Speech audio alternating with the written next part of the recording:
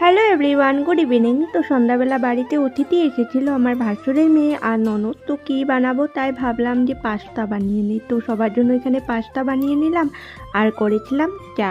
তো এখন সবাইকে দিয়ে দিয়েছি আর আমরাও নিয়ে নিয়েছি। রিবি দেখো ঘরের অবস্থা কী করেছে, সন্ধ্যার থেকে পুরো খেলনা দিয়ে ছড়িয়ে ছিটিয়ে রাখে ঘরটা।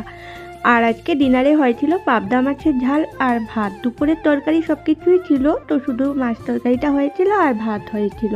তো এখানে রান্না কমপ্লিট, বাবা আর ওকে খেতে দিয়ে দিয়েছি, আমিও খেয়ে দিয়ে চলে আসলাম রুমে। আর এটা নেক্সট ডে মর্নিং, মানে আজকে বৃহস্পতিবার। বাবা দেখো এখানে গোপালের জন্য নিচে একটা আসন বানিয়েছে।